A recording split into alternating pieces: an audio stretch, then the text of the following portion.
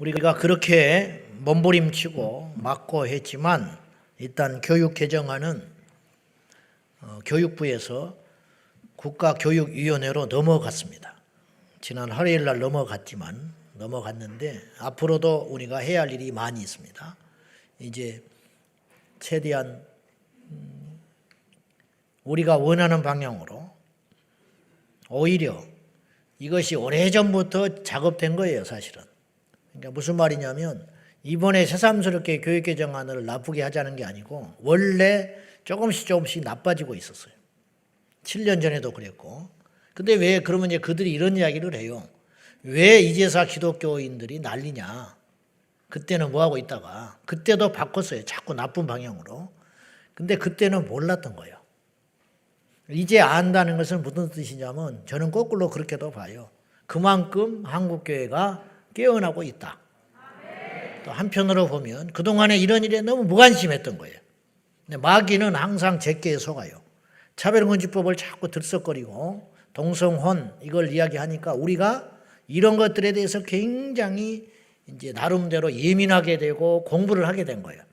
그래서 여기까지 이제 연결이 되면서 그때라면은 우리가 무심코 몰랐다니까요. 그때도 이런 용어들이 조금씩 있었는데 이런 정도까지는 모르고 관심도 없었고. 근데 이제서는 이제 사방을 이런 각도로 보니까 너무 많은 것들이 보이기 시작하는 거예요.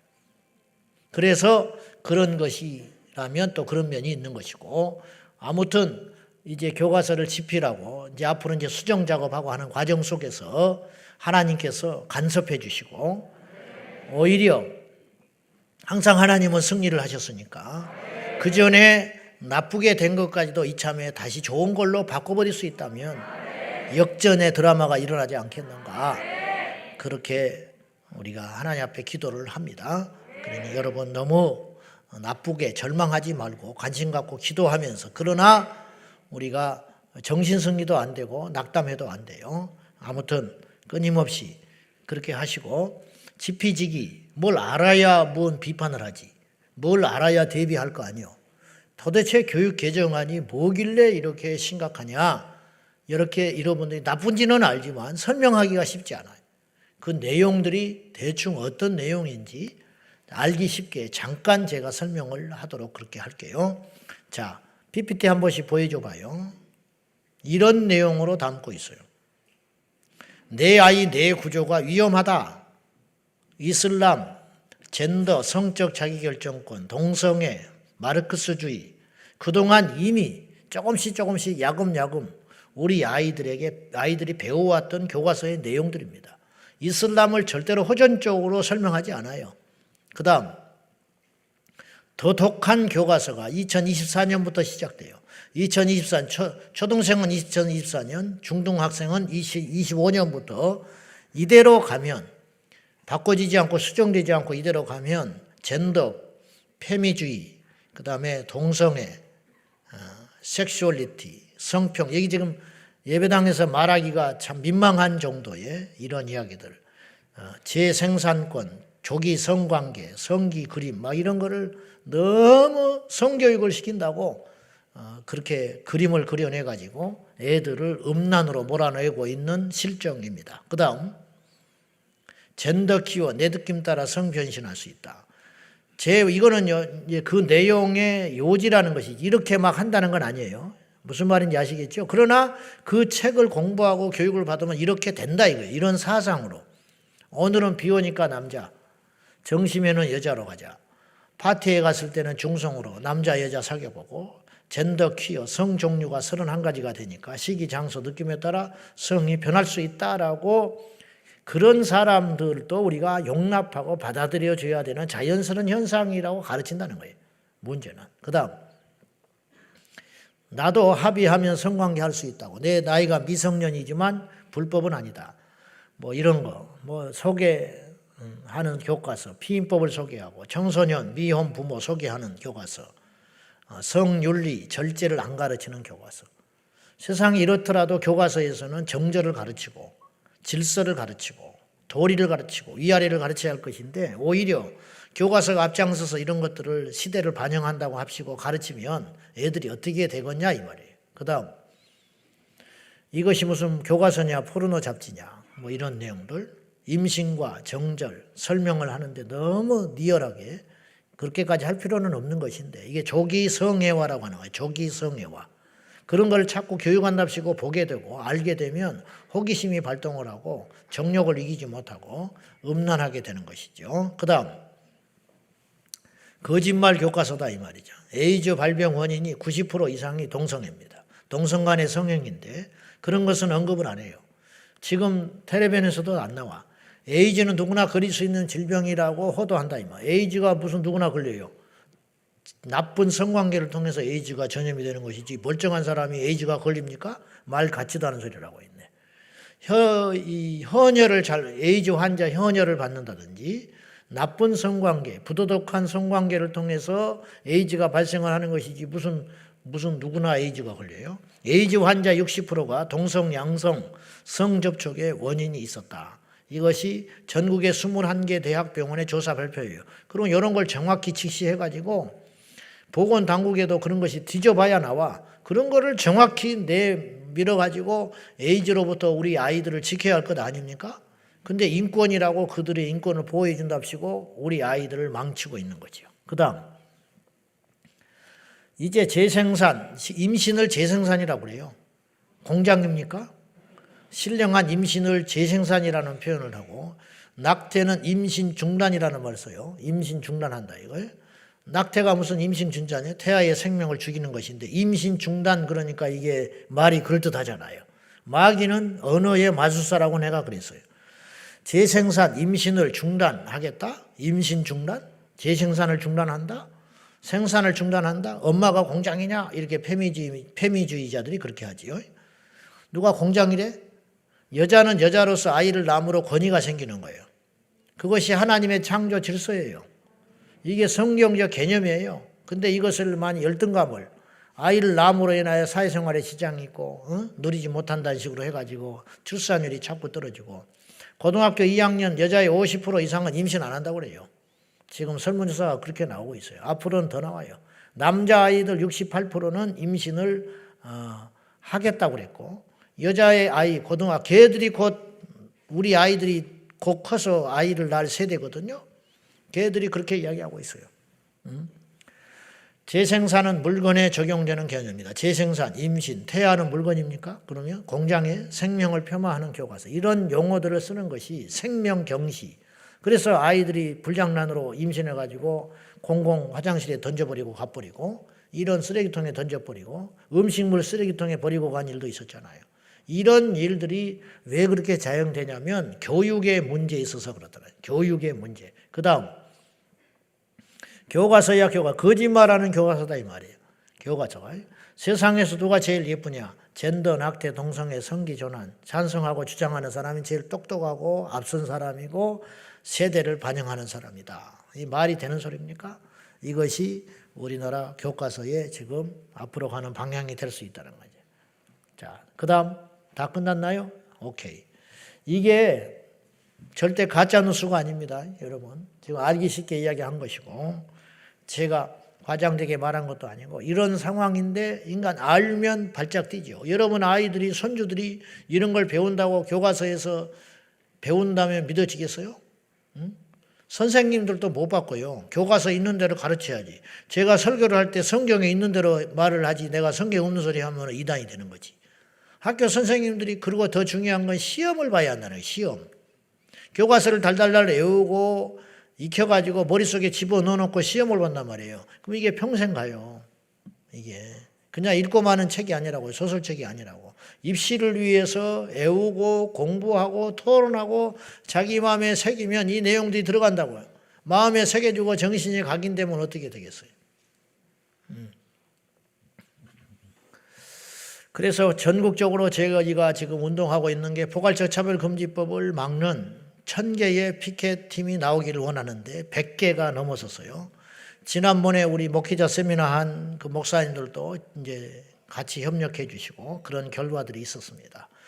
천리길도 한 걸음부터입니다. 저는 반드시 1000개가 나올 거라고 믿고 이제 한국교회가 깨어나고 있다고 저는 믿습니다. 그래서 목사님들이 국회 앞에서 시위도 하기 시작하셨고 조금 늦은 감도 있지만은 그러나 늦지 않았습니다. 이제 내년 1월, 2월까지 목사님들이 계속 릴레이로 그런 운동을 하신다고 하니 그나마 너무 다행이고 감사하고 한국교회가 깨어나는 계기가 되리라고 확신합니다. 전국에 있는 1000개 교회가 이 피켓 전도팀이 일어나서 공공장소와 시장과 때가 늦기 전에 차별금지법이 통과되면 그거조차도 못해요. 차별주의자가 되니까 벌금 물게 되니까. 그러므로 목 내놓고 해야 돼요. 그때 당시에는. 그러니까 그렇게 하지 말고 지금 부지런히 하면 이 나라의 미래를 지킬 수 있다는 뜻이죠. 자, 여러분이 자주 보는 영상을 한번 인물이 나올 겁니다. 영상 한번 보시죠. 우리가 지금 포괄적 차별금지법 피켓 반대 운동하고 있는데 전국에 1000개가 일어나면 좋겠다. 전국 도시에서 1000개의 피켓팅 운동하는 팀이 일어날 수 있다면 이것이 큰 역사가 일어날 수 있겠다.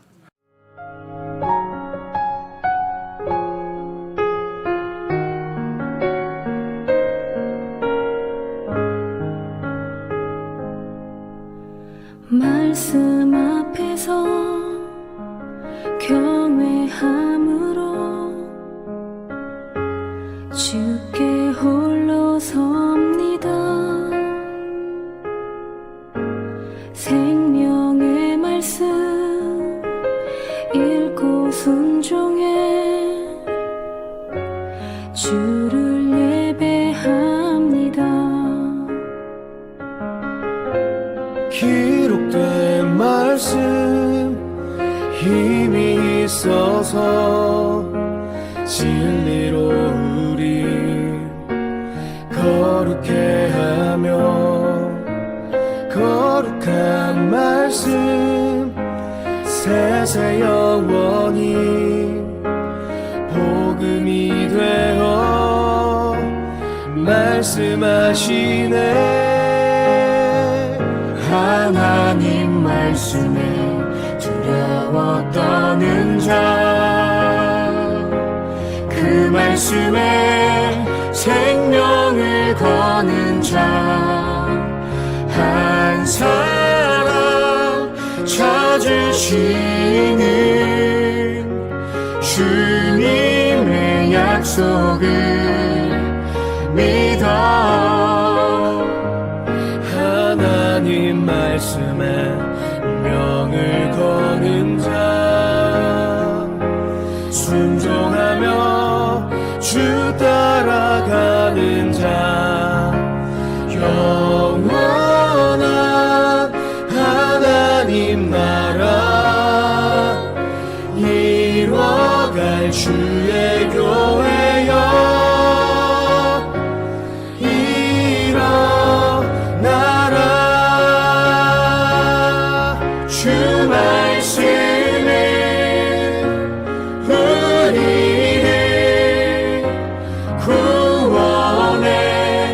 이르는 지혜이니 목숨과 내 뜻 다해 그 말씀에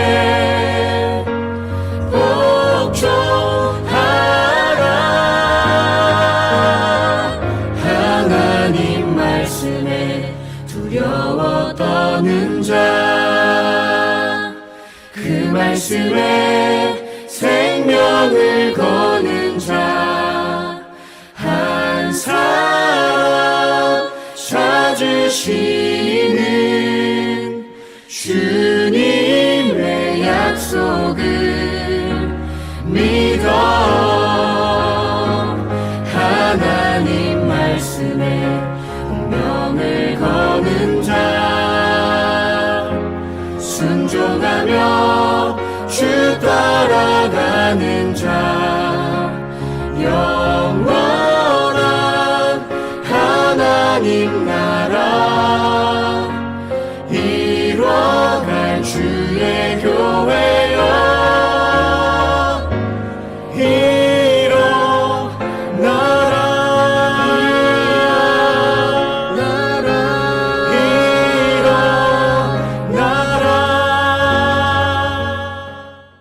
우리 교회도 지금 한 팀, 두 팀 이렇게 늘어나고 있는데 더 많은 팀이 일어나서 이 법을 반드시 알리고 이 해약법을 알려서 전 국민이 이 실체를 분명히 알고 이 민족을 지키고 우리 다음 세대를 지키고 우리 신앙을 지키는 저와 여러분이 꼭 될 수 있기를 축원합니다.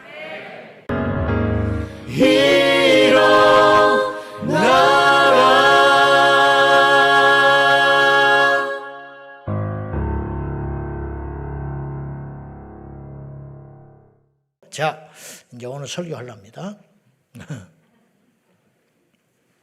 우린 지금 기도에 대한 이야기를 하고 있습니다. 기도.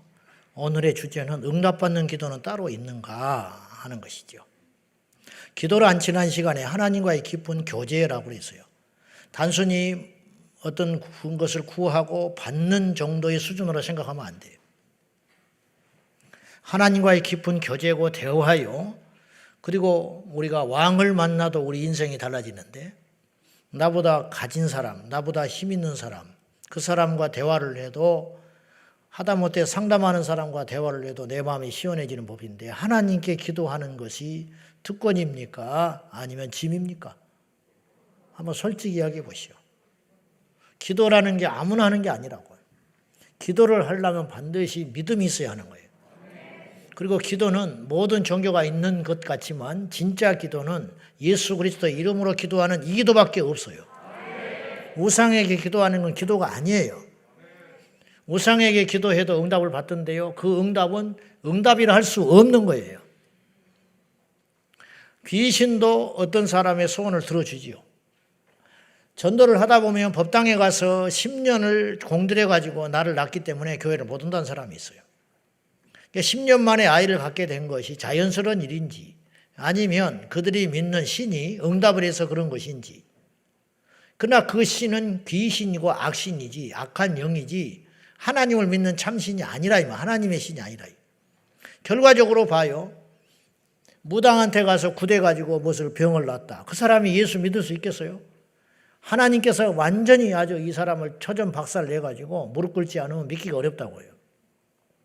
10년 만에 불당에 가가지고 공을 들여가지고 자식을 낳는데 이 사람이 그 자식을 그 절간에다가 이름 올려놓고 그 사람이 누구한테 전도받으면 냉큼 예수를 믿겠냐고요.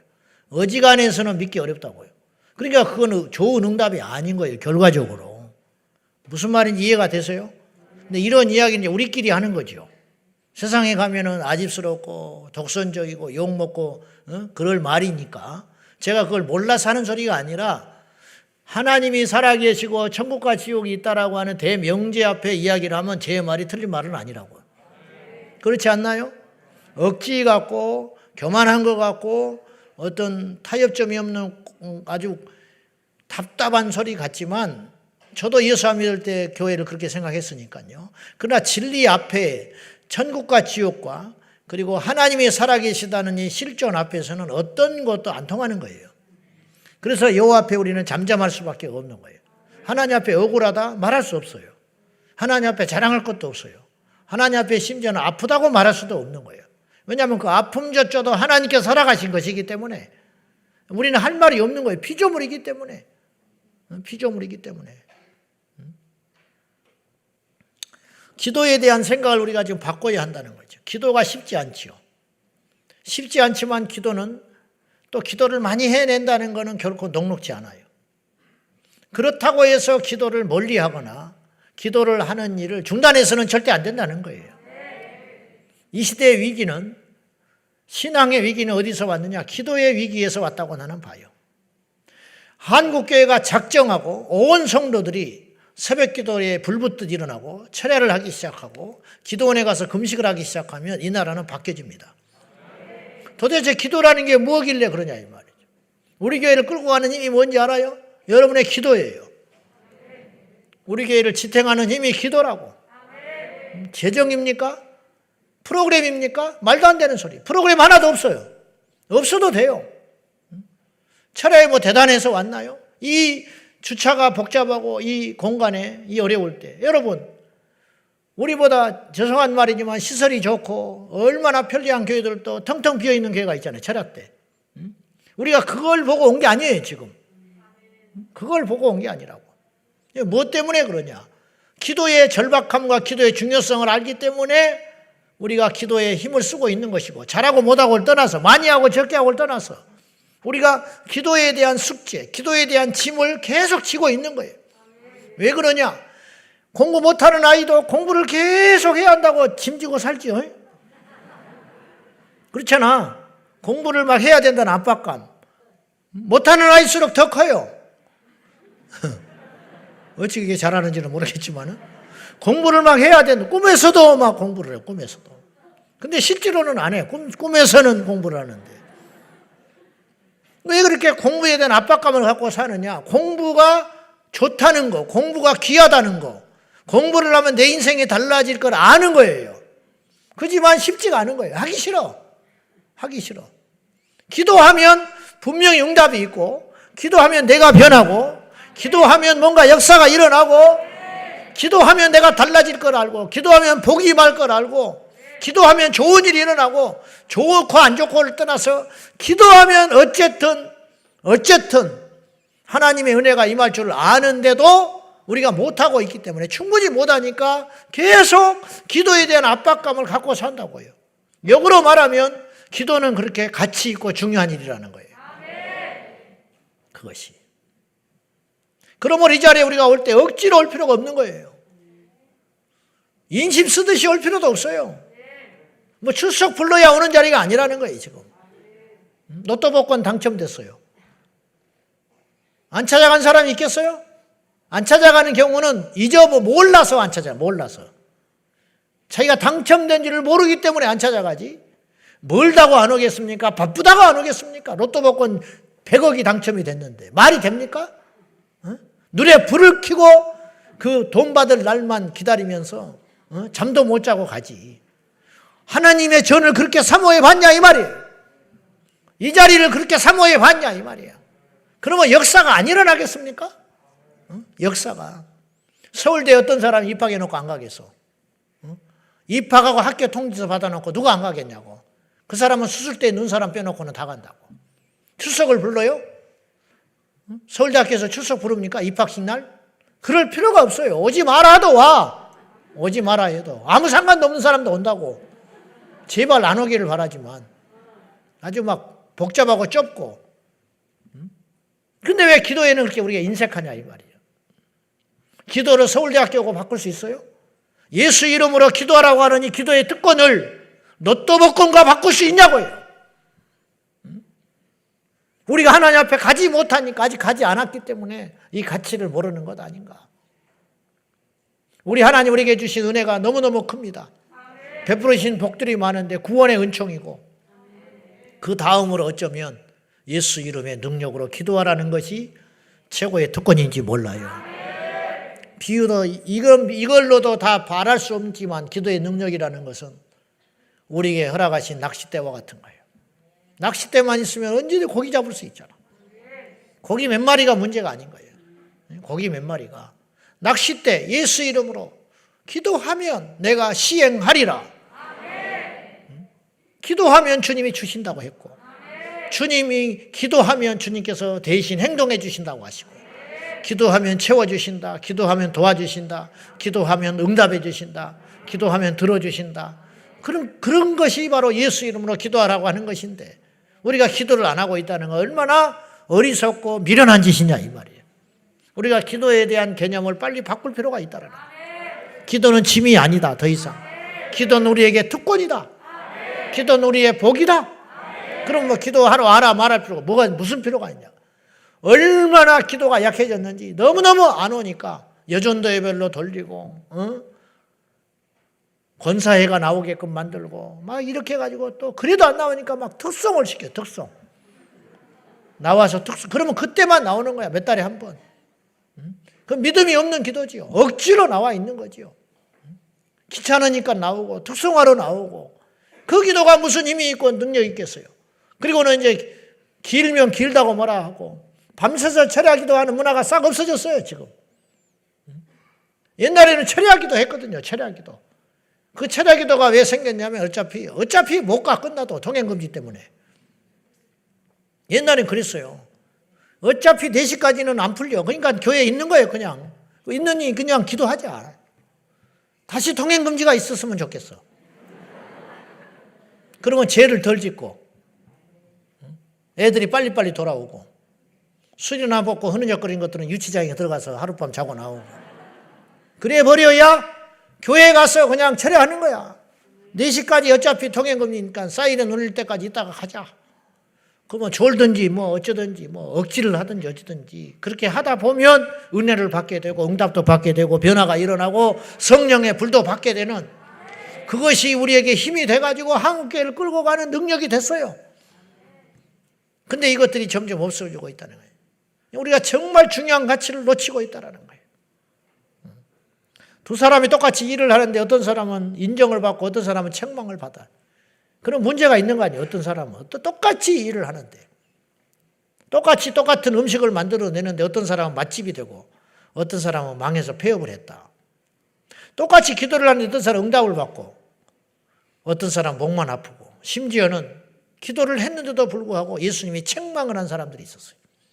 바리새인들의 기도를 그렇게 안 했으면 욕도 안 먹었어요.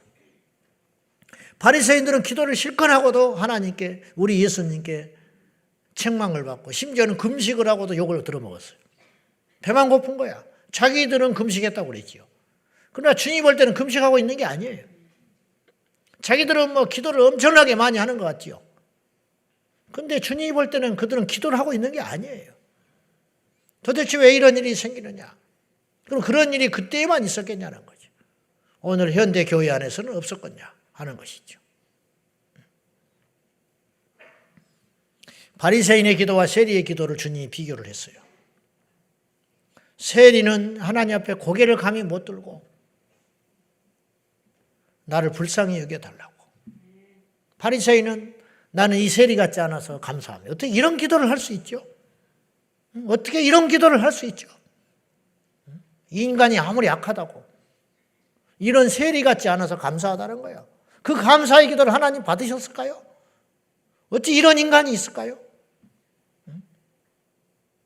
이런 기도를 하나님 얼마나 역겹게 받아. 차라리 기도하러 안 오는 게 나아요. 그런 기도를 하려면. 이건 아주 극단적인 예지만 그런 기도까지도 드리더라는 인간의 악함이. 그래서 그렇게 기도를 함으로 그들은 오히려 더 화를 쌓고 있는 거지요. 이런 일들이 그때만 있었겠냐 하는 거죠. 도대체 바리새인들의 기도, 이 책망받은 바리새인들의 기도는 무엇이 잘못됐냐는 거지요. 역으로 말하면 이런 기도는 응답받을 수 없는 기도라는 거죠. 이왕 기도하면 응답받아야죠. 할렐루야. 첫째, 이들의 기도가 하나님께 응답받지 못했던 이유는 기도와 삶이 분리되어 있었어요. 하나님은 기도의 소리만 듣지 않아요. 소리만 듣는다 치다면 바리새인들은 응답을 다 받아야 했어요. 왜냐? 첫째는 많은 양의 기도를 했거든요. 많은 말을 하면 얻는 것도 많아야 될 거 아닙니까? 산술적으로. 둘째로 그들의 기도는 아까 극단적으로 바리새인이 그런 판단하는 기도를 했지만 이건 예수님의 예의인 것이지 실제로 그들의 기도는 거룩하신 하나님 주님을 찬양합니다 이렇게 했을 거라고. 고상한 말로. 근데 하나님은 그들의 기도를 다 외면하셨어요. 도대체 이유가 뭐냐? 가인과 아벨이 똑같이 하나님께 제사를 드렸습니다. 저는 가인의 제사가 결코 소홀하지 않았다고 생각해요. 하나님께 정성을 다해서 제사 자체는 드렸다고 봐요. 이게 인간의 본능이기 때문에. 구약의 제물을 드릴 적에 그 제물이 제가 볼 때는 그 제사를 드리는 어떤 정성은 결코 뒤지지 않을 것이라고 봐요. 왜냐하면 기복신앙이 있었기 때문에. 제사를 잘 드려야 복을 받고 응답을 받는다는 것은 알고 있었기 때문에 그건 인간의 시키지 않아도 있어지는 본능이기 때문에 우리에게도 그런 것이 있듯이 그 제물 자체는 문제가 없었어요. 문제는 뭐냐? 그의 삶이었다. 그래서 성경은 이렇게 말해요. 창세기 3장에 가인과 그 제물은 거부하셨고 받지 않으셨고 아벨과 그의 제물은 받으셨느니라. 하나님은 헌금만 받는 게 아니에요. 그 헌금의 내용까지 받으시는 거예요. 똑같은 100만 원이라도 하나님이 받으시는 100만 원이 있고 거부하시는 100만 원이 있었어요. 고리대금업자가 이자 놀이 해가지고 핏빨아먹은 돈을 11조를 하면 하나님 받겠냐 이 말이에요. 도둑질한 돈에 11조를 드리면 받겠냐고. 보이스피싱 해가지고 1억을 벌었어. 그 1,000만 원 11조 하고 1,000만 원 건축한금하고. 사람은 큰 헌금이라고 얘기했지 모르나 하나님이 그 보이스피싱 해가지고 낚여가지고 누구의 피눈물을 흘린 채로 사기친 그 돈의 11조를 하나님이 받겠냐 이 말이죠. 안 받지요. 그건 상식 아닙니까? 사람은 속일 수 있지만 하나님 못 속여요. 그러면 기도도 마찬가지라는 거예요. 말만 받겠냐 이 말이죠. 말만 받는 분이 아니다. 기도의 내용, 기도의 언어, 기도의 말만 받는 게 아니라 그것과 더불어서 기도의 행동을 받으신다는 거죠. 기도하는 그 사람의 삶, 그것까지 합당한 삶, 합당한 자가 합당한 기도를 드릴 때 그 기도는 금상첨화가 되지 않겠습니까? 기도와 삶이 분리되어 있어요. 우리 가운데 진실한 마음과 행실은 있지만 기도를 안 하는 사람이 있어요. 거꾸로 삶은 엉망인데 주여 주여 부르짖고 밤낮으로 간구하는 사람이 있다 치면 둘 다 주님 앞에는 숙제거리인 거예요. 진실한 삶과 마음이 있어도 기도를 하지 않는 자는 영성이 따라가지 않는 자고, 부르짖어서 날마다 하나님께 기도하지만 주변을 해치고 삶이 엉망진창인 것도 또 하나님께는 큰 숙제거리가 되는 것이죠. 숙제거리. 그래도 저는 극단적으로 둘 중에 하나를 택하라면, 저는 삶이 문제가 있어도 기도하는 사람이라면 저는 기도할 때 하나님이 그를 바꿀 수 있다고 믿어요. 어쩔 수 없이 둘 중에 하나를 택하라면. 하나님이 생각하는 의와 사람이 생각하는 의는 분명히 차이가 있는 것입니다.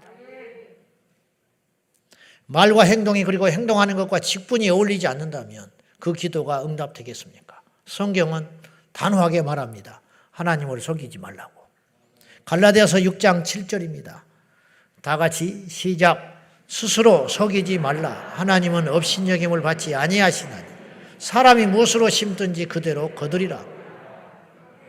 현대어 성경은 이렇게 써 있어요. 하나님은 조롱당하지 않으신다. 자신을 속이지 마십시오. 하나님은 조롱을 당하지 않으십니다. 사람은 무엇을 심든지 심는 대로 거두는 법입니다. 제가 여러분 속일 수 있습니다. 여러분이 저를 속일 수 있습니다. 목사인 척 할 수 있고 여러분이 믿음이 좋은 척 얼마든지 할 수 있습니다. 하나님 앞에도 그럴 수 있을까요? 안 통한다는 거죠. 우리 하나님이 그런 분이 절대 아니라는 거예요. 하나님을 업신여기지 말라. 조롱하지 말라. 속이지 마라. 네 손에 피를 묻혀가지고 깨끗한 척하지 말아라. 네 마음이 내게서 멀면서 입으로 주여 주여 하지 말아라. 그렇게 경고하시는 거예요. 말과 행동이. 근데 기도는 결국 말로 하는 거잖아요.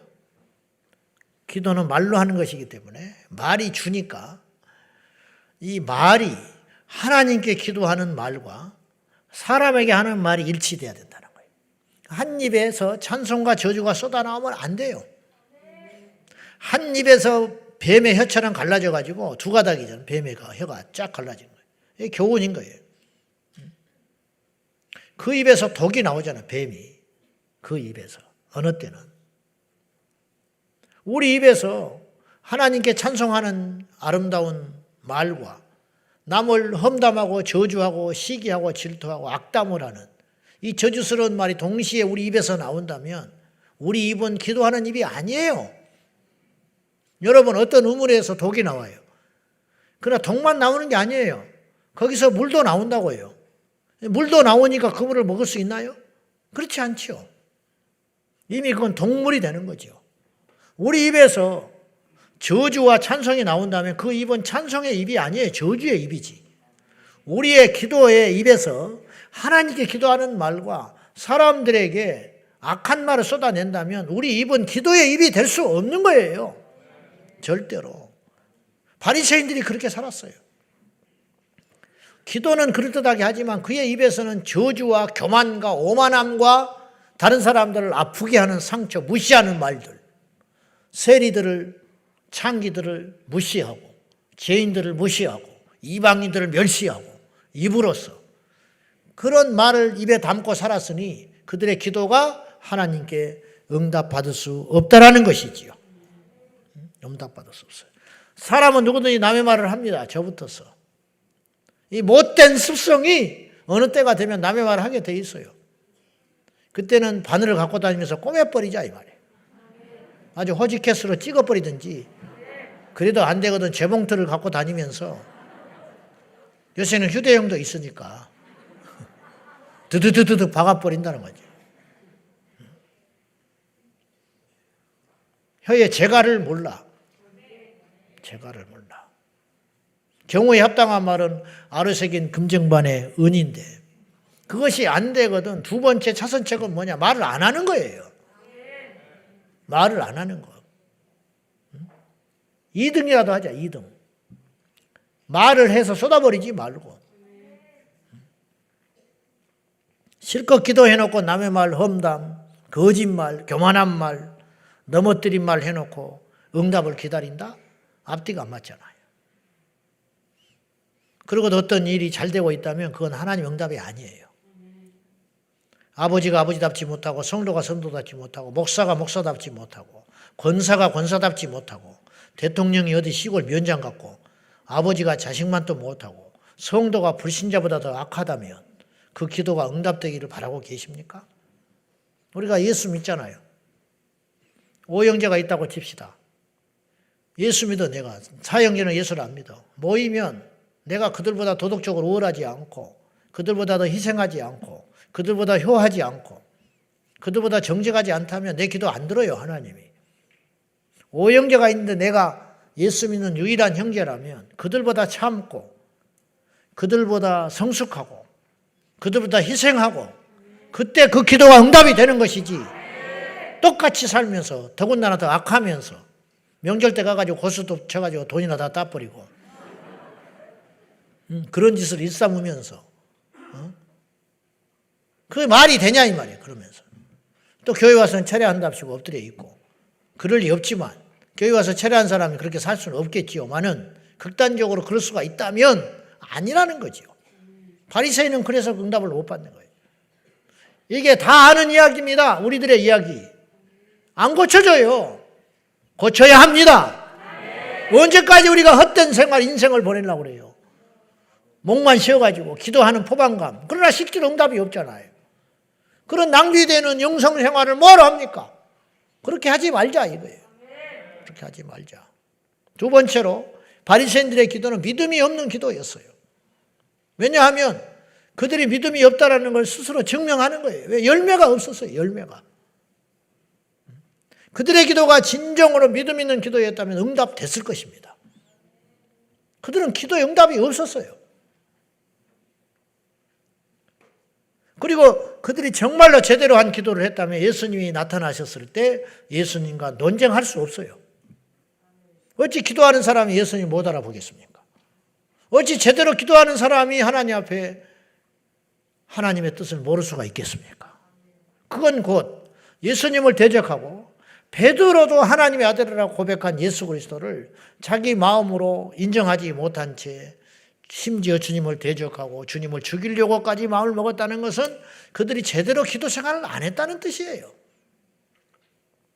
그들의 기도가 진정한 믿음의 기도였다면 믿음의 삶이 나올 수밖에 없는 것이죠. 오늘 본문에 뭐라고 합니까? 이렇게 시작합니다. 15절입니다. 한번 읽어봅시다.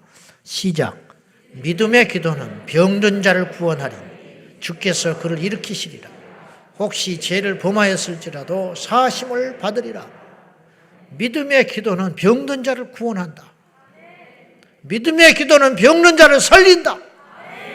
거꾸로 믿음 없는 기도는 어떤 일도 안 일어난다. 주께서 그를 일으키시리라. 그리고 믿음의 기도는 혹시 죄를 범하였을지라도 사심을 받으리라. 여기서 혹시라는 말은 의심의 말이 아니에요. 야고보 사도가 이렇게 말을 한 것은 죄를 사해 주실 분은 하나님이기 때문에 우리가 믿음으로 기도하지만 그것에 최종 용서하실 수 있는 결정권자는 하나님이시기 때문에 내가 이렇게 기도했기 때문에 하나님이 무조건 나를 용서하신다라고는 말을 못한다 이런 뜻이에요. 내가 누군가의 죄를 위해서 기도해 줬을 때 그 사람이 내가 기도했기 때문에 당신의 죄가 사함받았습니다라고 장담은 못한다. 이 겸손이지요. 왜냐? 그건 최종 우리 주님이 하실 몫이다. 그러나 한 가지 분명한 것은 믿음의 기도라고 하는 것은 병든 자도 살리고 어떤 죄인도 구원하는 능력이 있다. 이렇게 이야기하는 거예요. 얼마나 엄청난 기도입니까? 이것이 믿음의 기도. 믿음의 기도. 병든 자를 구원하며 죄를 사해 주시며 또 우리가 보통의 사람이라 할지라도 이 믿음의 기도라는 것이 얼마나 엄청난 기도냐면 이 믿음의 기도가 지금 어디까지 내려가냐면 16절과 17절까지 가요. 자, 16절과 17절까지 봅시다. 18절까지 시작. 그러므로 너희 죄를 서로 고백하며 병이 낫기를 위하여 서로 기도하라. 의인의 간구는 역사하는 힘이 크민이라. 엘리야는 우리와 성정이 같은 사람이로되 그가 비가 오지 않기를 간절히 기도한지요 3년 6개월 동안 땅에 비가 오지 아니하고 다시 기도하니 하늘이 비를 주고 땅이 열매를 맺었느니라. 도대체 기도라는 게 얼마나 엄청나길래 하늘을 닫았다 열었다 하냐 이 말이에요. 지금도 이건 못해요. 뭐 비가 안 오니까 뭐 이렇게 화학 성분을 뿌려가지고 비를 내릴 수 있다고 하는 것이 한참 떠들썩하니 몇십 년 전부터 나왔었어요. 근데 그거 잘 안 해요. 왜 그런지 아세요? 후유증이 너무 커요. 인공비를 내려버리는 것은 그 후유증이 몇 값절 나빠요. 공해가 너무 많고 이 농작물의 피해가 크고 오염을 일으키기 때문에 함부로 안 해요. 그것은 아주 위험한 것으로 이미 판정이 났어요. 못해요. 어떻게 하늘에서 비를 내린단 말입니까? 그건 구름이 내리는 게 아니에요. 하나님이 내리시는 거예요. 하나님이. 그 하나님을 움직이는 것이 뭐냐? 예수의 이름으로 기도하는 것이라. 엘리야는 우리와 성정이 똑같은 사람이로되 이게 얼마나 우리에게 힘이 되고 위로가 되는지. 엘리야만 그런 일을 했다면 우리는 기도할 이유가 없는 거예요. 모세만 응답을 받았다면 그리고 주님께서 단정을 했어요. 만약에 이렇게 단정했다 칩시다.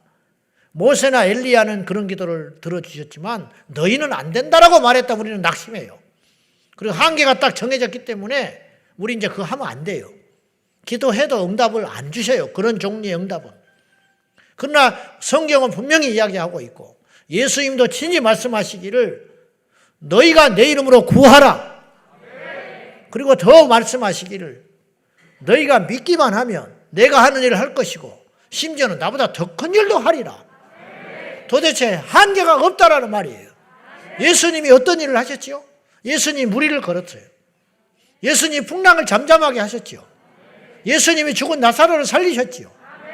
도대체 우리가 해야 할 일이 무엇인데 믿음이라는 게 도대체 뭔데 믿음으로 구하고 나아가면 주님이 그런 일도 할 수 있을 것이라고 그런 일을 넘어서는 일을 할 수 있을 것이라고. 그럼 그런 일이 없었다면 예수님의 말씀은 과장입니다. 그러나 예수님이 그 말씀하시고 부활승천하신 이후에 2000년 기독교 역사 가운데 오병이어의 기적이 있었고요. 죽은 사람을 살린 목사님이 계셨고 스미스 위글스 워스 목사님 같은 사람. 그의 생전에 그의 아내를 내가 살렸다고 말하지 않았어요? 아내가 죽었어요. 아내가 어디 집회를 갔는데 죽어서 왔어. 그래서 자기 집에 스미스 워스 위글스 목사님이 슬피 울다가 기도를 하고는 믿음으로 예수님이 일어나라고 한 거야. 영혼아 돌아오라. 돌아와 버렸어요. 그 아내가 살아나 버렸다니까요. 근데 더 큰 과관은 아내가 짜증을 냈어요. 주님 만나고 있는데 왜 불러냈냐고. 그래 제발 날 다시 보내달라. 그래 기도해서 다시 보내줬다는 거예요. 주님과 똑같은 일을 한 거예요. 달리다 쿰 소녀야 일어나라. 우리 주님이 그런 분이에요. 그분이 우리에게 명령하세요. 기도해라. 내가 시행하겠다. 그러니 얼마나 이게 마귀에게는 무시무시한 위기냐고요. 마귀한테는 뭐 천지가 개벽할 무서운 일이죠. 북한이 핵폭탄을 쳤다고 생각해봐요. 이미 졌을지도 모르지만은 한번 생각해봐요. 얼마나 무서운 일인가. 얼마나 두려운 일인가. 뭐 안 통하잖아요. 뭐가 통해요? 같이 죽자고 덤벼들면은. 마귀한테 얼마나 무서운 거예요. 예수 이름의 능력을 우리에게 주시고 그 이름으로 구하면 하나님이 움직여 주신다니 마귀가 무슨 수로 해보냐고 우리를. 우리는 엘리야와 같은 성경을 가진 자로 돼. 엘리야도 밥을 안 먹으면 배고팠어요. 엘리야도 영적 침체를 겪었습니다. 엘리야도 이세벨의 말 한마디에 꼬꾸라져가지고 수백 킬로를 도망가가지고 노뎀나무 아래에 엎드려가지고 죽는 것이 사는 것보다 낫습니다. 말도 잘해. 죽는 것이 사는 것보다 낫다는 거야. 오늘 우리식으로 말하면 나 죽여주시오 그 소리야. 뭐 그렇게 쉬운 말을 어렵게 하는지 모르겠어요. 그잖아요. 죽는 것이 사는 것보다 낫습니다. 나 죽여주시오. 나 못 살겠어 그 소리 아니요. 말도 참 그럴듯하게 했어요. 똑같아요 우리하고. 그런 엘리야. 근데 그 엘리야가 기도를 하니까 하나님이 하늘문을 닫아버려가지고 3년 반 동안 비를 안 내려버리더래요. 심판을. 그러다가 다시 기도하니까 문을 열어줘서 비가 쏟아지게 하셨다. 이게 어디에 달렸느냐. 엘리야가 문제가 아니고 엘리야가 했던 믿음의 기도 때문에 그런 일이 일어난 거예요. 우리는 엘리야가 아닙니다. 그러나 엘리야가 가졌던 믿음의 기도만 우리가 시행할 수만 있다면 엘리야가 문제가 아니고 엘리사도 그렇게 했잖아요. 우리도 그렇게 할 수 있다는 거죠. 믿자고요. 아멘. 믿어서 손해될 게 뭐가 있냐고요. 믿어서 손해될 게 뭐가 있어. 남편이 아내를 믿고 아내가 남편을 믿어주면 그 집안에 행복이 찾아오지요. 목사가 성도를 믿어주면 그리고 성도가 목사를 믿어주면 그 목사가 힘이 나서 목회할 거 아닙니까? 딴청이나 피우고 설교 듣고 나면 주석이나 뒤적거려가지고 틀렸다 맞았다 트집이나 잡고 그러면 그 교회가 어디로 가겠습니까? 회의만 하면 싸우려고 덤벼들고 1,000원이 빈다고 2,000원 어디다 갖다 썼냐고 덤벼들고 그렇게 자꾸 의심하고 그렇게 긁어대가지고 뭘 하겠냐 이 말이야. 저한테 그렇게 하지 마라 그런 뜻이 아니야. 그런 뜻이 아니라 불행하잖아요. 하나님과 우리 하나님 의심해서 뭐가 남냐고요. 성경을 의심해서 뭐가 남습니까? 성경을 의심해서 똑똑해진다고? 망하는 거예요. 망하는 거. 믿으세요. 믿으라고. 믿어서 나쁠 게 뭐가 있냐고. 믿어서 남 줍니까? 믿어서 천국 가고 믿어서 응답받고 믿어서 병이 낫고 믿어서 귀신이 나가고 믿어서 역사가 일어나고 믿어서 방황하는 내 자식이 돌아오는데 믿어서 뭐가 나쁘냐고. 얼마나 우리가 바보같이 하나님을 섬기는지 몰라요. 교회를 왔으면 믿어야 할 거 아니요? 교회를 와서 예배를 드리는데 안 믿어. 이방인들이 세상 사람들이 하나님을 안 믿고 예배를 멸시하고 성경을 안 믿는다는 건 100% 이해해요. 믿고 싶어도 안 믿으니까. 그렇지만 교회 문턱을 넘어서 세례를 받고 직분을 받고 예수를 믿었으면 믿어야지. 이제 믿어야지. 주님 안에서 일어나는 모든 걸 믿어야지. 믿고 나서 믿어서 책망을 주시겠냐고 하나님이. 넌 어떻게 이렇게 믿어버렸냐. 하나님 앞에 갔더니 야, 난 이해가 안 간다. 어떻게 그렇게 믿냐. 응? 그렇게 말하실 것은 아니다 이 말이에요. 아브라함이 대책 없이 믿어버리는 거예요. 대책 없이. 이삭을 바쳐라. 우리 교인 중에 이삭을 바쳐라 그랬을 때 냉큼 그 말에 순종하는 사람이 얼마나 있겠어. 뭐 잘못 들은 거야 이런 거는. 이거는 뭐 하나님의 소리가 아니고 내 속에서 혼자 생각하는 거지. 뭐 하나님이 줬다 뺏는 분이냐. 그리고 설마 번제로 각을 떠서 불태워서 죽이라고 하실 분이냐. 안 되잖아요. 말이 안 되잖아. 아브라함은 즉각 순종하는 거예요. 그것조차도 순종했어요. 왜 순종한지 아세요? 창세기 22장에는 왜 순종했는지는 안 나와요. 근데 히브리서 11장 가면 비밀이 나와요. 아브라함이 뭘 믿었기 때문에 그렇게 순종했냐면 죽여도 살릴 걸 믿었다는 거예요. 우리는 부활을 믿기가 조금 쉬워요. 그것도 어려운 일이지만. 왜냐? 부활하신 주님이 계시거든요. 그리고 그분께서 십자가에 달리실 때 부활한 사람들이 있었어요. 마태복음에. 놀라운 비밀입니다. 이게 잘 거론이 안 되는데. 그리고 나사로도 일종 부활한 거예요.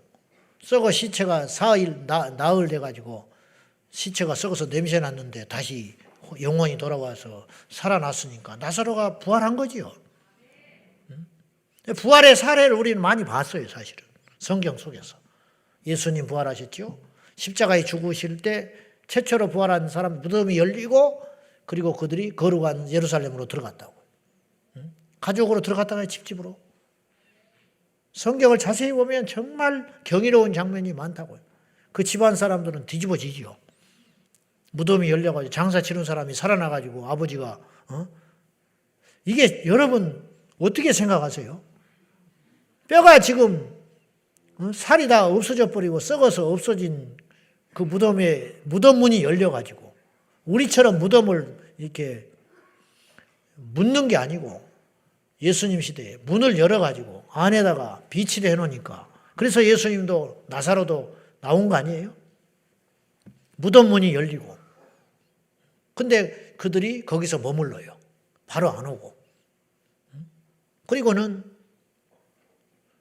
참 여러 가지 숙제가 옷은 또 어떻게 입고 갔나 모르겠어요. 성경을 보면 너무 이게 흥미롭고 재미로운 장면이 많다고. 그리고는 이제 죽었던 할아버지가 돌아오고 살아서 돌아오고. 근데 몇 살로 살아났는지 죽을 때 모습으로 살아왔는지. 그러면 시간이 많이 흐른 사람은 아버지와 아들하고 비슷해 버린 거죠. 지금 생각해 보니 무슨 말인지 아시겠어요? 뭐 이런 거지요. 어쩌면 아버지가 아들보다 더 더 젊어볼 수도 있겠네. 일찍 죽은 아버지가 살아나가지고. 뭐 그건 하나님이 하실 일이고 그런 복잡한 문제는 중요한 건 그런 부활을 경험했다는 거죠.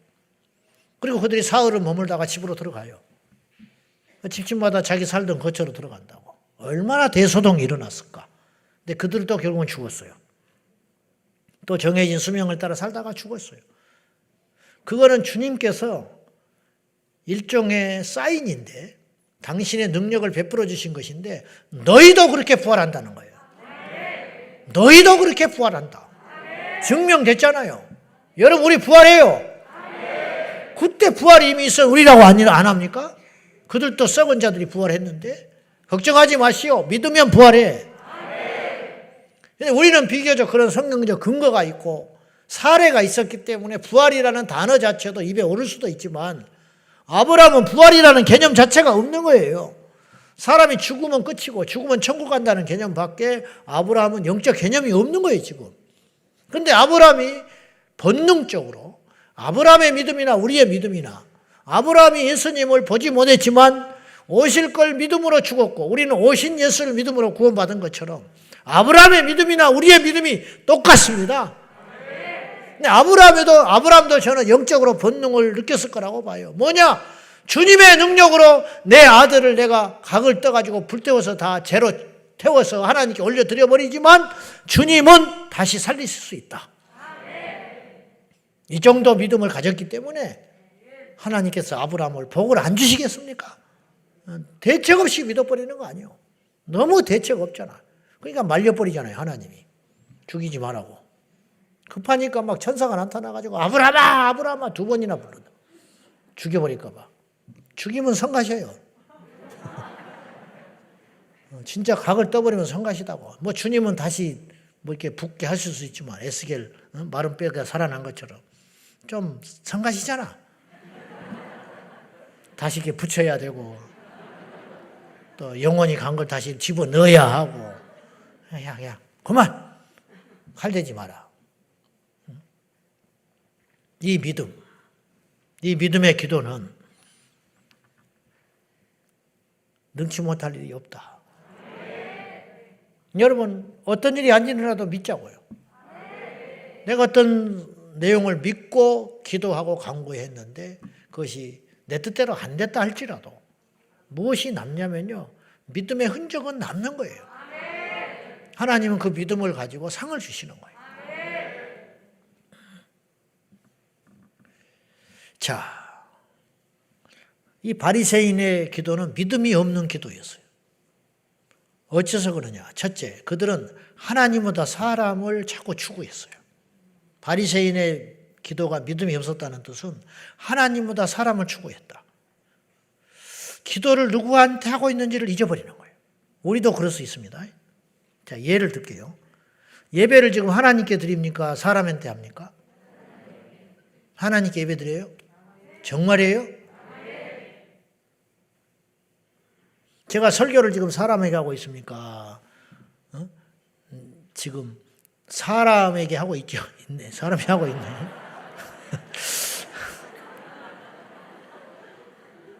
여러분이 잘 듣고 있는지 내가 이야기를 하는 거예요.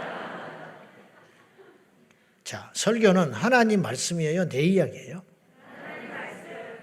설교는 내 사상을 지금 전하고 있는 것이에요? 성령께서 지금 저를 도구 삼아서 하고 있는 거예요? 정말이에요? 그러면 기분 나빠야 돼요? 안 나빠야 돼요? 기분 나쁠 게 아니고 회개해야죠. 어떻습니까? 내 이야기를 하면 기분 나빠요. 또 목사가 뭔 일 있나? 아무개 들으라고 하는 것이냐? 그게 아니죠. 그러나 설교를 그렇게 듣는 순간 그건 설교가 아닌 거지요. 물론 설교자도 못된 심상으로 그렇게 말을 할 수 있어요. 말을 할 수 있다고. 그러나 그건 설교가 아닌 거예요. 그렇게 되면. 그렇듯이 기도도 얼마든지 그럴 수 있다는 거예요. 설교를 예를 들어서 설교 대회를 한다고 칩시다. 신학교에서 설교 대회를 열었어요. 그러면 제가 이제 설교 대회를 준비했어요. 5명이 올라갔다 칩시다. 결선에 올라갔어. 그럼 내가 이제 설교 대회를 할 때 설교를 하지요. 성경을 읽고 하나님을 들먹거리면서 막 선포를 했어요. 강하게. 그 설교일까요? 아닐까요? 제가 그때 설교할 때 그 모인 청중들을 바꾸려고 설교를 하겠습니까? 상을 받으려고 설교를 하겠습니까? 상 받으려고 설교하죠. 설교 대회니까. 근데 그런 마음으로 오늘 내가 여러분에게 설교를 한다면 나는 설교가 아닌 거예요.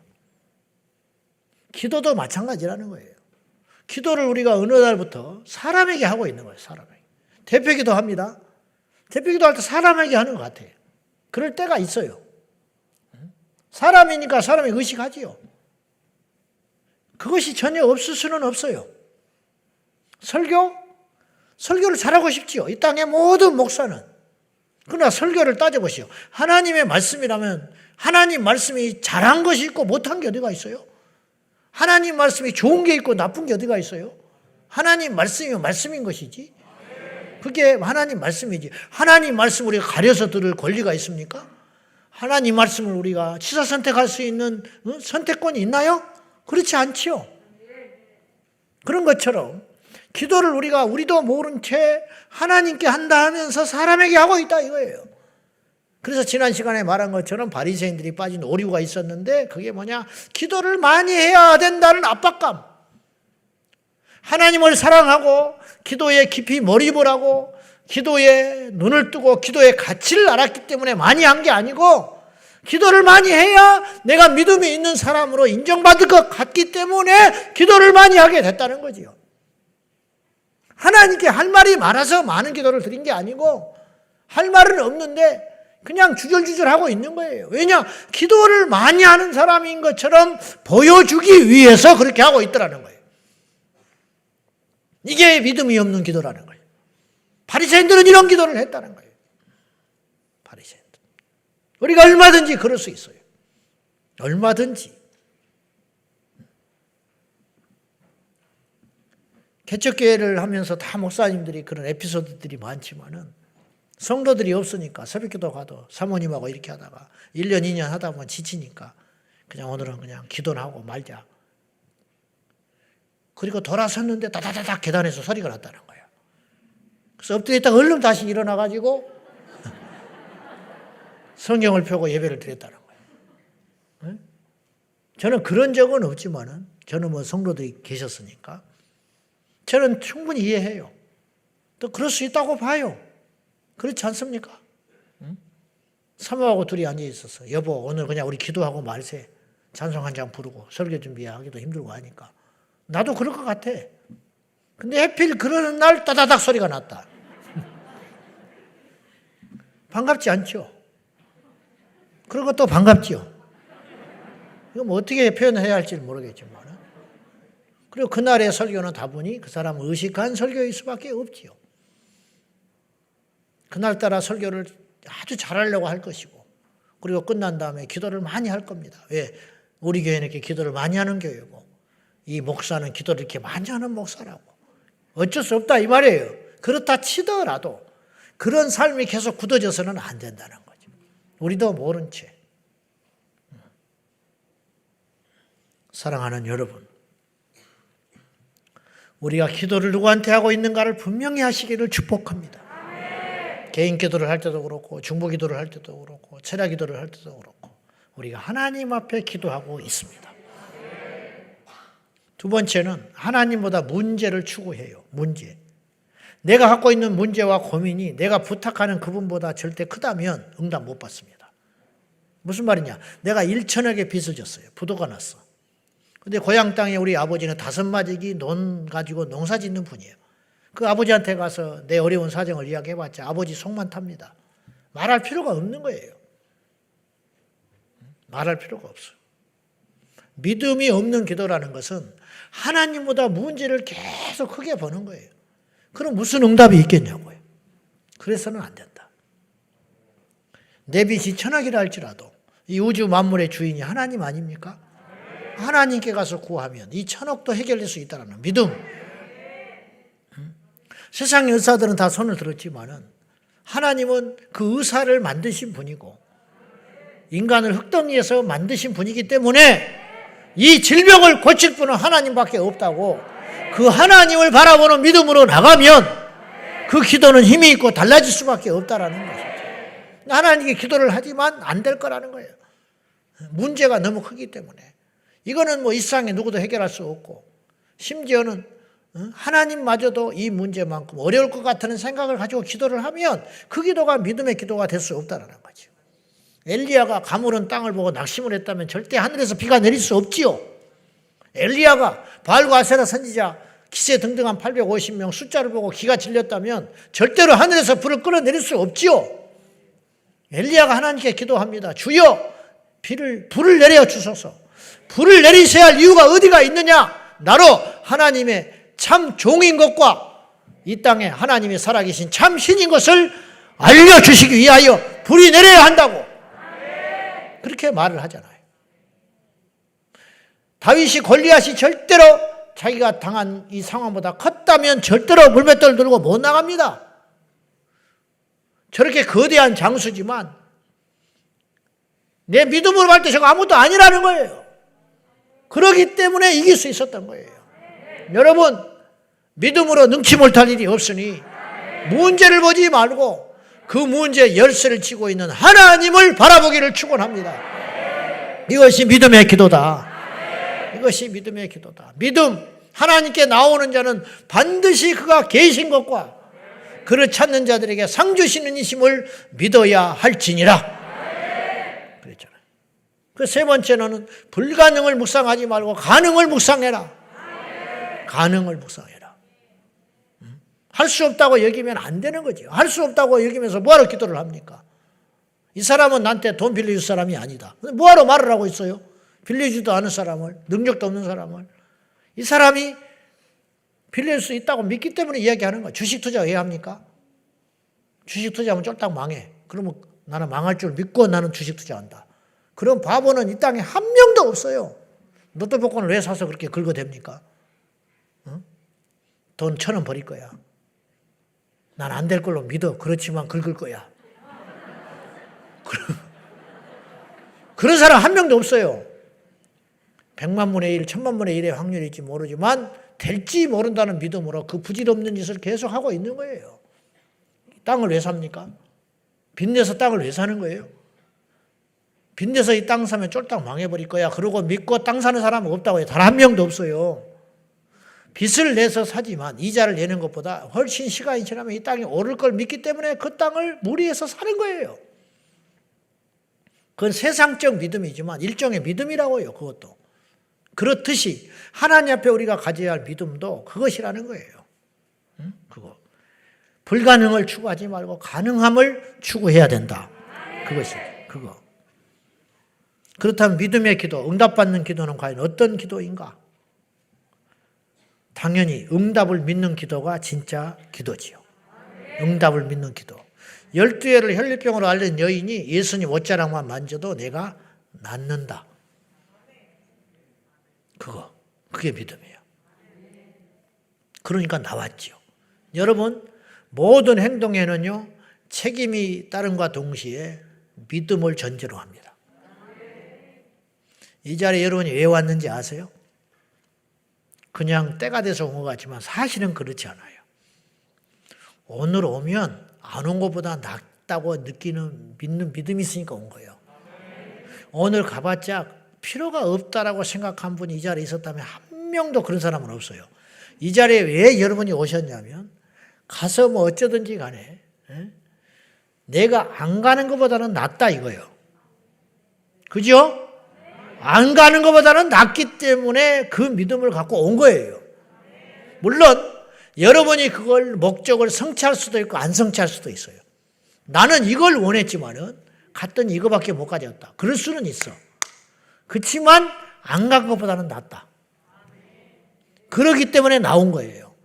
이게 본능적으로 우리가 갖고 있는 믿음이에요. 여러분 중에 어느 한 분도 무서워서 온 사람은 없어. 오늘 안 가면 내가 죽어. 그런 사람은 없어요. 그게 아니고 오늘 여러분은 누구든지 간에 저도 마찬가지고 오늘 철야를 하는 것이 안 하는 것보다는 낫다. 100배 낫다. 제가 금요일 날 외부에 요청을 받아도 안 나갑니다. 제가 딱 끊어요. 안 나간 줄 알아, 금요일 날. 금요일 날은 안 되시죠? 그래. 안 되는지 안 돼? 뭐하러 물어봐.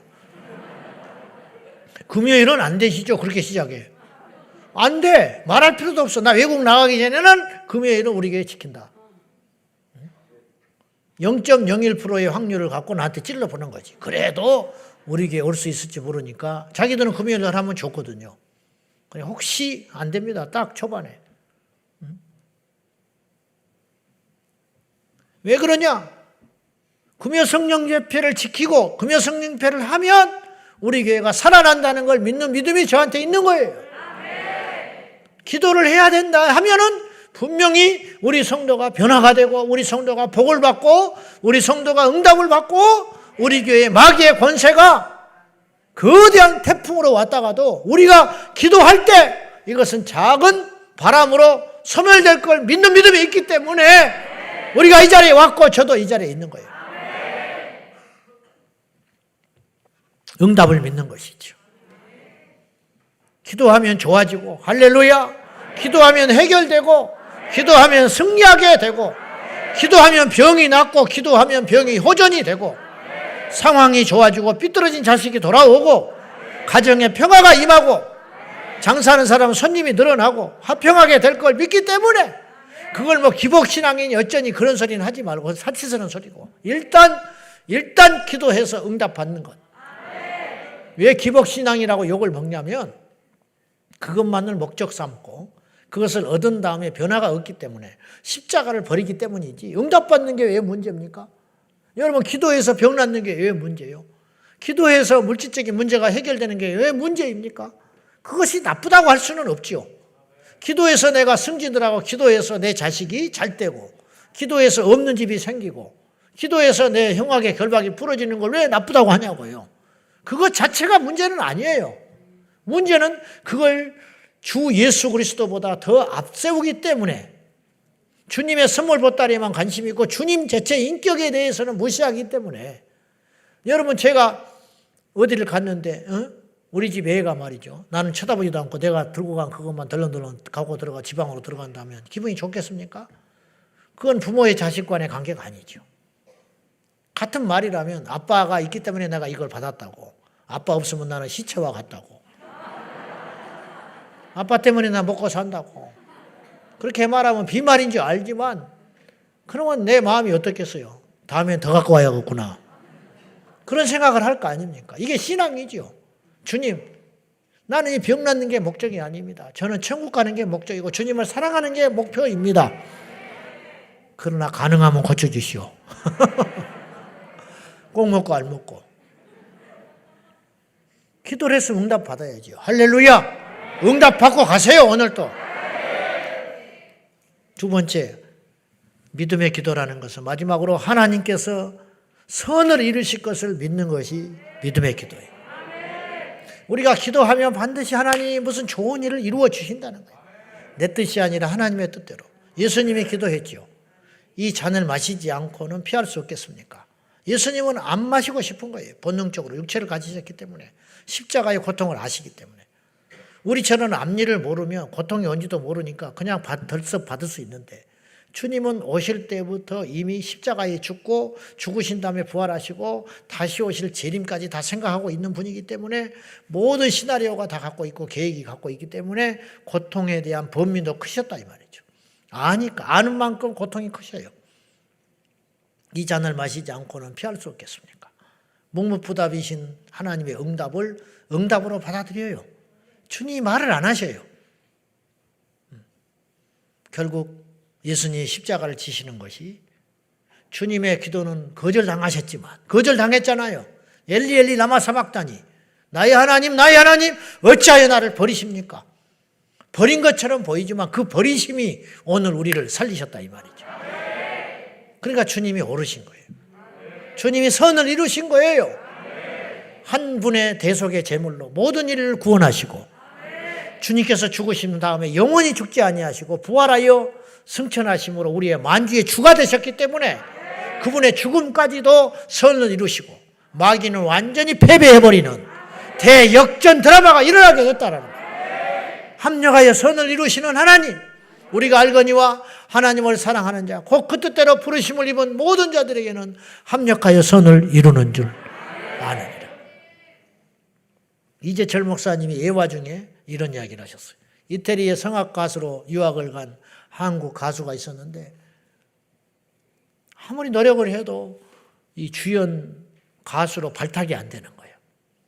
곰곰이 생각해 보니까 자기 외모 탓인 것 같아요. 특별히 눈이 쌍꺼풀이 없어. 그래서 자기 남편을 졸라가지고 내가 쌍꺼풀 수술해야겠다. 이것 때문에 내가 내 나름대로 노래를 좀 한다고 느껴지는데 이렇게 오랜 동안 허덕허덕하고 발탁이 안 되는 이유가 아마 눈 때문에 그런 것 같다. 그러니까 남편을 졸라가지고 고국에다가 전화를 해서 성형하면 우리나라니까 가지고 억지로 막 힘을 써가지고 무리하게 스케줄을 잡았어요. 그래서 한국에 가서 이제 수술을 딱 가면 딱 하고 돌아오려고. 다음 주에 이제 가기로 급작스럽게 힘을 써가지고 새치기를 해서 이제 쌍꺼풀 수술을 하기로 딱 잡았는데 그 주에 이제 한인교회를 간 거야, 이태리에서. 갔더니 하필 그분이 설교를 이렇게 하는 거야, 목사님이. 쌍꺼풀 수술하지 마라. 하나님 보여준 대로 살아야 된다.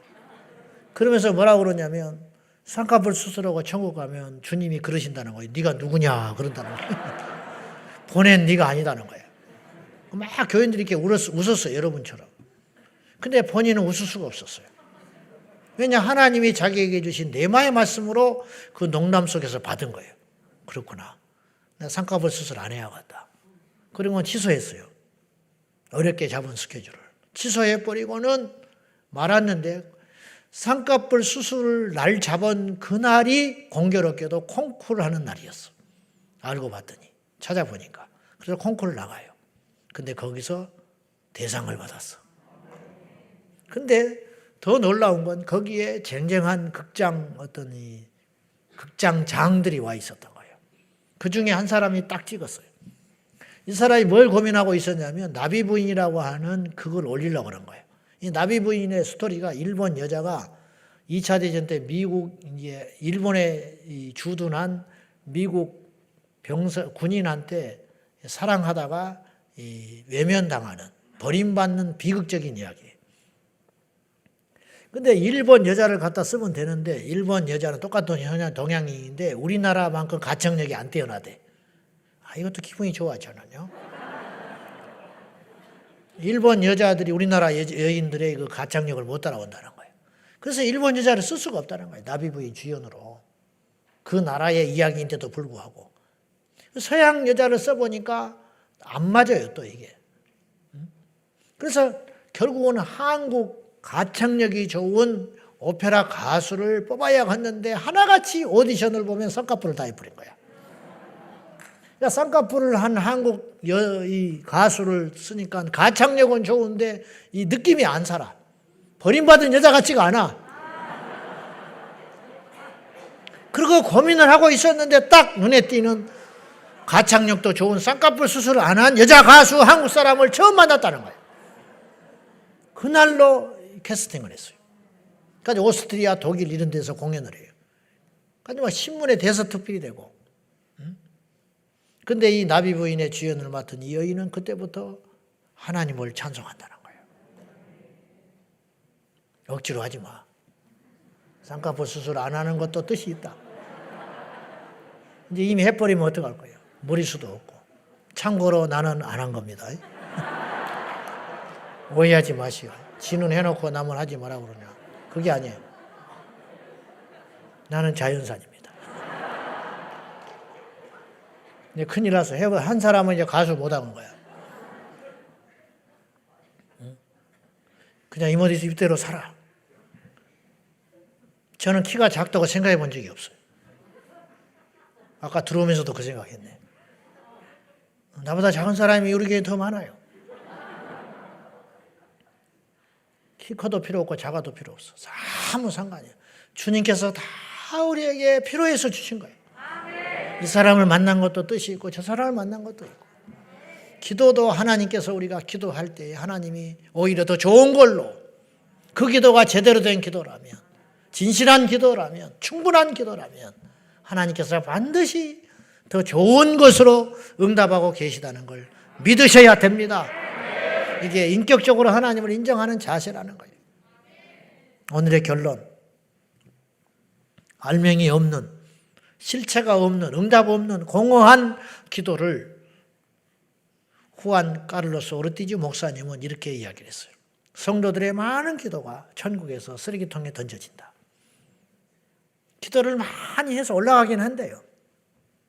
그러나 그 많은 기도들이 쓰레기통에 던져지는, 우리가 택배 물건을 받지만 알맹이만 빼고 다 버려지듯이, 사실은 알맹이보다 껍질이 더 많잖아요. 그 아무짝에도 쓸모없는, 재활용할 때 힘만 드는 그런 알맹이 없는 쓰레기가 되듯이 이 땅에 많은 성도들이 나름대로의 기도를 하지만 그 기도가 알맹이가 없어서 하나님 나라의 쓰레기통에 다 던져지고 있다고 탄식한 적이 있었어요. 어머니가 그런 기도를 하지 말고 실제적인 기도를 하자. 결론적으로 우리의 기도가 정말로 응답이 있는 간절한 진실된 기도인지를 체크를 해야 할 것이고, 그 다음에 우리가 하나 더 체크해야 할 것이 있다면 우리의 기도가 정말 실제적으로 기도를 하고 있는가. 교회 와서 3시간을 머물다 갔는데 10분 기도하고 가는 사람도 있어요. 교회에서 종일토록 하루를 지냈지만 단 1분도 기도를 안 하고 갈 수도 있어요. 남들이 볼 때는 교회 가서 살다시피 하지요. 남들이 갈 때는 매주마다 철야를 꼬박꼬박 참석하지요. 그러나 기도가 안 하고 간다면 그것이 무슨 기도 필요가 있냐고. 본인은 억울할 법도 하지요. 나는 이렇게 철야 기도를 하는데 하나님께서 응답 안 해준다고. 아니, 기도를 안 한 거예요. 안 해.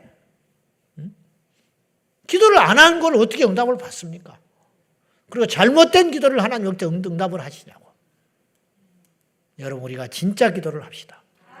진짜 제대로 된 기도를 하나님 앞에 간절하게 많이 드릴 수만 있다면 반드시 우리의 삶에 놀라운 기적이 엘리야처럼 믿음의 기도를 통해서 하늘의 문이 열고 닫히는, 한 나라의 운명을 걸어 잠그고 여는 역사가 한 사람의 기도를 통해서 일어날 수 있다는 엄청난 능력의 이 비밀을 우리가 기도를 통하여 깨닫는 저와 여러분 되시기를 축원합니다. 오늘 또 간절한 기도를, 제대로 된 기도를 하나님께 충분히 들이다가는, 응답받는 오늘 이 밤이 되시기를 예수님의 이름으로 축복합니다. 기도하겠습니다. 이 시간에 기도할 적에 하나님, 나의 기도를 점검하게 하신 하나님 아버지, 너는 부르짖으라.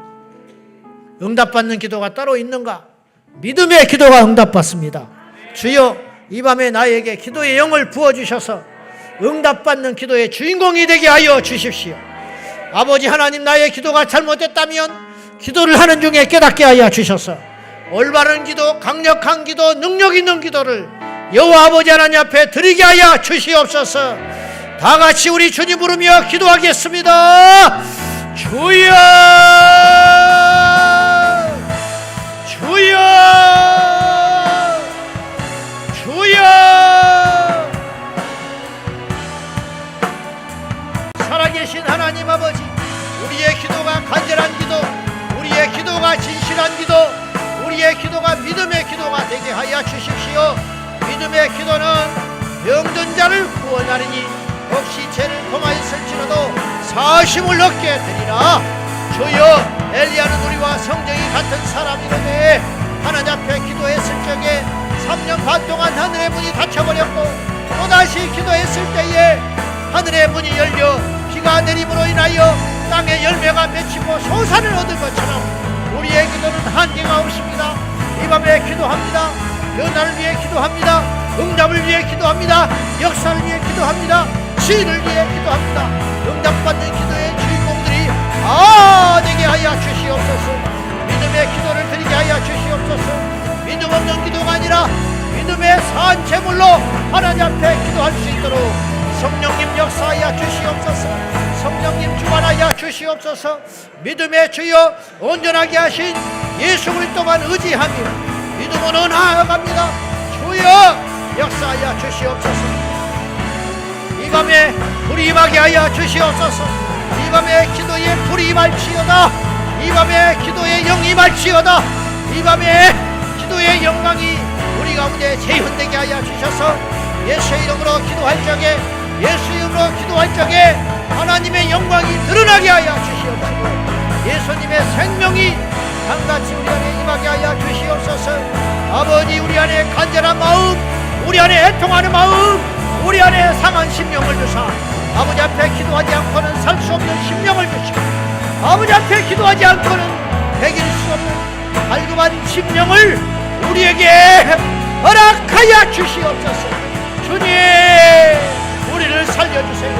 아버지 우리를 변화시켜주세요. 아버지 우리를 새롭게 하여 주세요. 아버지 하나님 예수 이름으로 일어나기 원합니다. 예수 이름으로 살아나기 원합니다. 예수 이름으로 회복되기 원합니다. 기도의 능력을 얻기를 원합니다. 기도의 능력을 주시옵소서. 기도의 불을 내려 주시옵소서. 이곳에 오늘 이 밤에 모인 모든 심령들이 성령 충만, 은혜 충만, 기도 충만, 응답 충만 받게 하여 주시옵소서. 죄를 회개하며 하나님께 나아갑니다. 우리의 죄가 하나님께 삼가되게 하시고 우리의 기도가 하나님께 응답되게 하여 주시고 와서 기도하면 내가 네게 응답하겠고 말씀하시는 아버지 하나님 너는 내게 부르짖으라. 갈급한 마음으로 절박한 마음으로 애통한 마음으로 상한 마음으로 하나님께 나아갑니다. 주여 주여 응답하여 주시옵소서. 들으소서 응답하소서 역사하소서 새롭게 하여 주시옵소서. 할렐루야.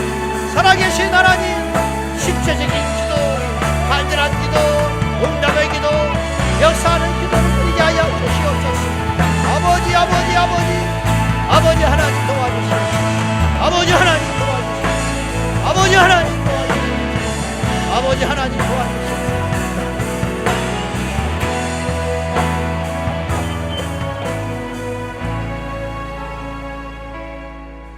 하나님 아버지 우리가 응답받지 못하는 것은 기도를 안 하기 때문입니다. 하나님 우리가 이 모습 이대로 변화되지 않고 신앙의 연륜만 쌓아가고 있는 것은 실제적으로 하나님께 기도를 안 하고 있기 때문입니다. 학교를 가면 뭐합니까? 공부를 안 하고 돌아오면 6년, 10년, 12년을 학교 다녀도 아무 의미가 없듯이 교회를 나와서 마당만 밟고 가면 뭐합니까? 예수의 이름으로 기도를 해야 사는데 예수의 이름으로 기도해야 역사가 일어나는데 예수의 이름으로 기도해야 내가 변화되는데 예수의 이름으로 기도해야 우리 자녀들이 돌아오는데 우리가 기도를 안 하고 있었습니다. 깊이 회개하고 뉘우치오니 주여 우리에게 기도의 가치를 알게 하시고 실제적인 기도의 용사, 기도의 사람이 되게 하여 주시옵소서. 아버지 이 땅에는 두 종류의 사람밖에 없는 걸로 압니다. 기도하는 사람과 기도하지 않는 사람. 주여 우리는 기도하는 사람이게 하여 주십시오. 우리 제자광성교회는 기도하는 교회이게 하여 주시고 우리 주의 종들이 기도하는 종들 되게 하시고 우리 장로님들, 집사님들, 권사님들이 기도하는 종들 되게 하여 주시옵소서. 이 밤에 우리에게 기도의 영을 부어 주시옵소서. 기도하지 못한 것에 대하여 깊이 회개하고 하나님을 붙들고 다시 한번 기도의 자리로 나아가리라 결단하게 하여 주시옵소서. 예수님의 이름으로 기도 올리옵나이다. 아멘 아멘. 할렐루야. 주님 영광 받아 주시옵소서. 우리 다 같이 주님을 신뢰함으로 주님 부르며 기도하겠습니다.